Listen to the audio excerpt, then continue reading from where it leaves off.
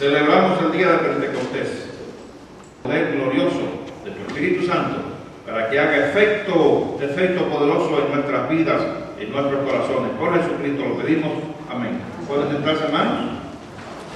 El día de Pentecostés es una fecha digna de recordarse, de celebrarse, de tenerla en cuenta, porque ese fue el día glorioso y santo en que se cumplió la promesa del Señor, que dijo: no os dejaré huérfanos, vendré a vosotros, haré morada con vosotros. Y ese día de Pentecostés, 50 días exactos después de la resurrección de Jesús, estaban todos congregados, reunidos en el aposento alto, esperando, porque Jesús se los dijo: esperen. Y descendió sobre ellos todos el Espíritu Santo de Dios. Jesús les dijo: esperen en Jerusalén la promesa.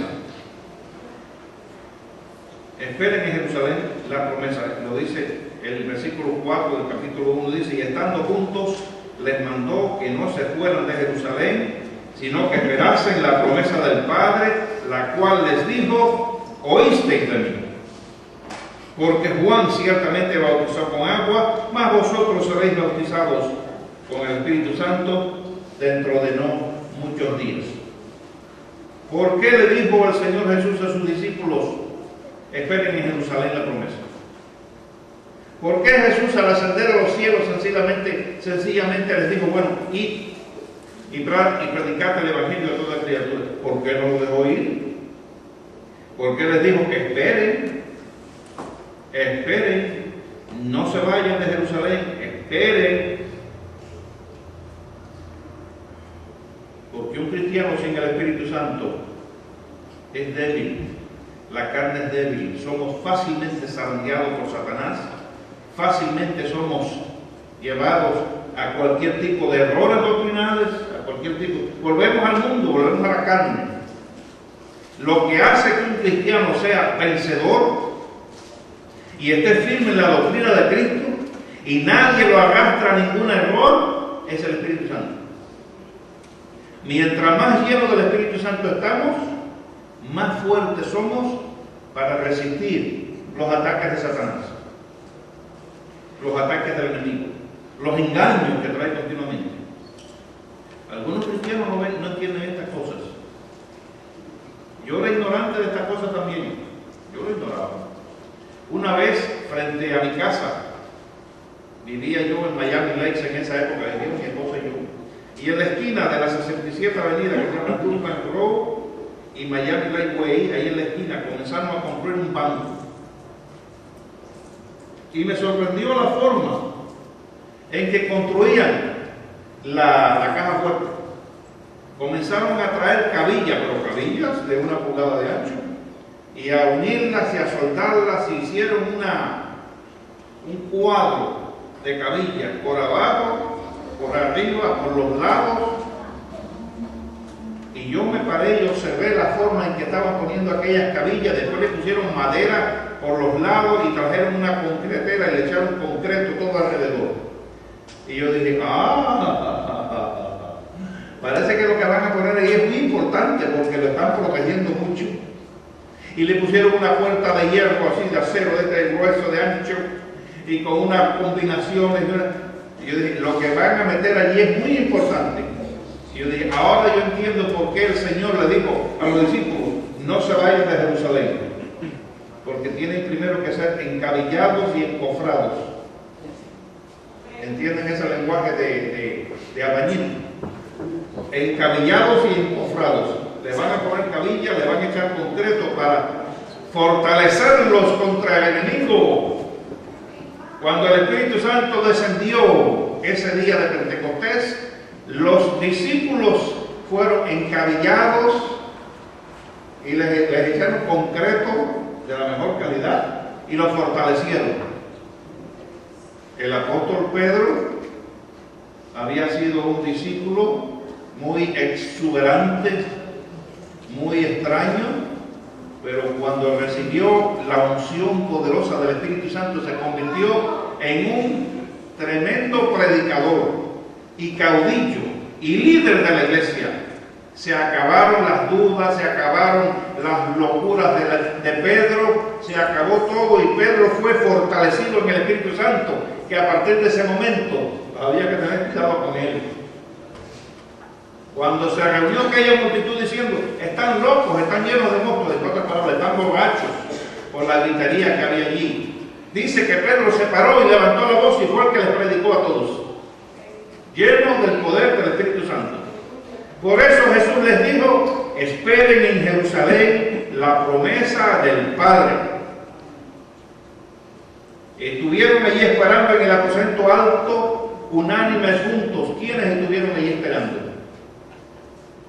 Los apóstoles de Jesús. En ese momento eran 11 porque Judas Iscariote ya se había colgado, ya no existía, vendió a Jesús y después se colgó. Pero había 11 que estaban allí. Pero además entre los 11 apóstoles estaba María, la madre de Jesús, y los medio hermanos de Jesús estaban allí también. El Espíritu Santo dice que llegó como un viento recio, un gran estruendo, un gran ruido huracanado. ¿Alguno de ustedes ha estado en un huracán? ¿Ha estado dentro de la casa cuando pasa un huracán? Yo he estado.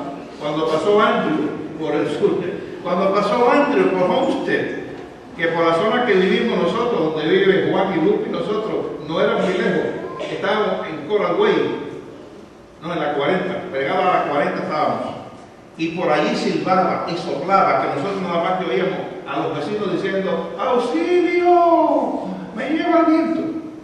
Porque el viento tumbaba ventanas, se llevaba tejas, tumbaba los techos, tumbaba las...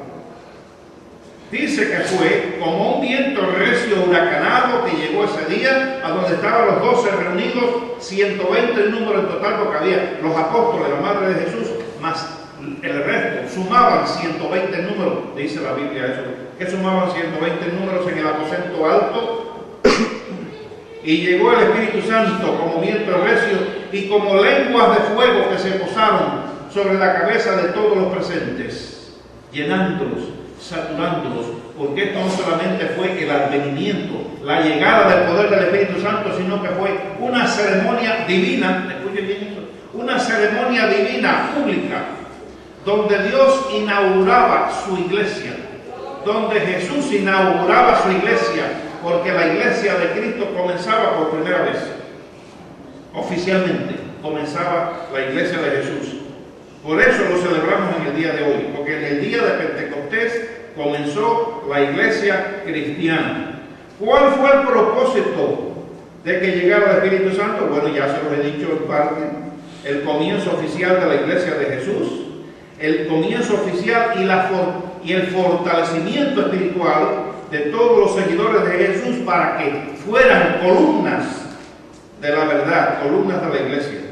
Recibir, además se iba a recibir en ese día, se recibió una gran cosecha de almas, porque una vez que Pedro predicó, se convirtieron como 3,000 personas de todas partes del mundo, porque un milagro tremendo sucedió ese día, donde había hombres y mujeres de todas partes del mundo que hablaban diferentes idiomas, y todos escucharon el mensaje de Pedro en su propio idioma que sabía de nacimiento. Ese día se le dio marcha atrás a lo que había sucedido miles de años antes en la Torre de Babel. ¿Recuerdan la Torre de Babel? ¿Lo han leído? Yo sé que ustedes lo han leído. Donde dice que los hombres de esa época se empeñaron en hacer un gran edificio para llegar a las nubes, que se llamaba la Torre de Babel. Y como a Dios no le agradó, dijo, voy a bajar, voy a descender, los voy a confundir, les voy a confundir las lenguas para que no se entiendan entre sí. Y entonces un albañil que estaba con la carretilla le dijo al otro una cosa y dice, ¿qué tú hablas? Dice, yo hablo francés. Y el otro dice, no, pues yo hablo inglés nada más. Y el otro dice, no, pues yo hablo portugués. Dice, pues yo hablo cubano. Yo hablo español. Y no se entendieron. Hasta el día de Pentecostés eso estaba así. Y llegó el día de Pentecostés y los cristianos, los que estaban oyendo, que se convirtieron en cristianos después, escucharon el mensaje de Pedro predicado en su propia lengua y dice, pero, ¿y ese? ¿Cómo es que se sabe el griego si ese ese yo sé que es un pescador de Galilea y está hablándome en griego, en el idioma donde yo nací. Y el otro dice, a mí me está hablando en español. Y el otro dice, me está hablando en inglés a mí. ¿Cómo es que Pedro sabe hablar inglés? ¡Qué maravilla! ¡Qué maravilla el milagro de Dios! ¡Qué maravilla el milagro de Dios! Por eso que San Pablo, cuando andaba por el mundo, donde quiera que llegaba, el Señor le daba para que hablara la lengua que tenía que hablar, y todo el mundo lo entendía. Así que ese día hubieron milagros maravillosos, y Jesús les dio el poder y la autoridad y la fortaleza de Dios para ser testigos en todas partes. Hasta el día de hoy es así. Los cristianos maduros, llenos del Espíritu Santo, difícilmente son movidos de su manera de pensar. Difícilmente son sacados de la firmeza y la seguridad que la palabra de Dios les da. Firmes y llenos del Espíritu Santo son columnas que defienden la verdad de Cristo donde quiera que estén. Y no se dejan mover fácilmente. No importa que le toquen la puerta y le digan, tenemos un mensaje para ti. Tienes que bautizarte otra vez.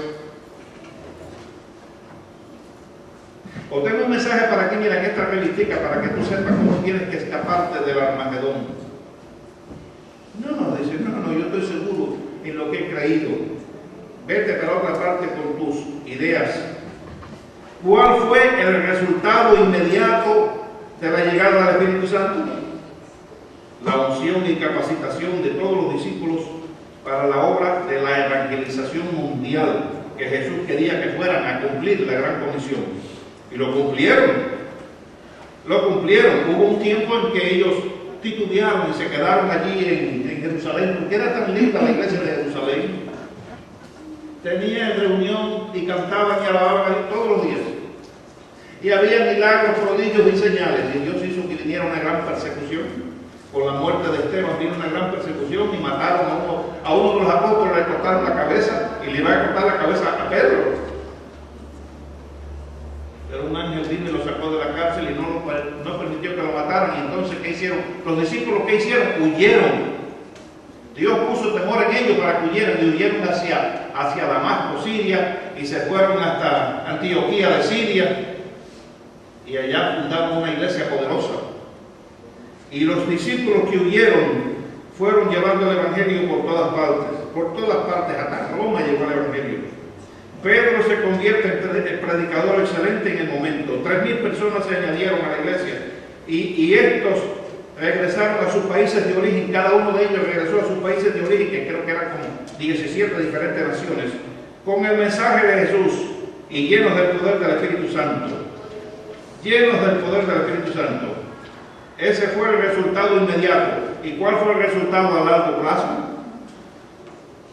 A largo plazo, el resultado fue usted y yo.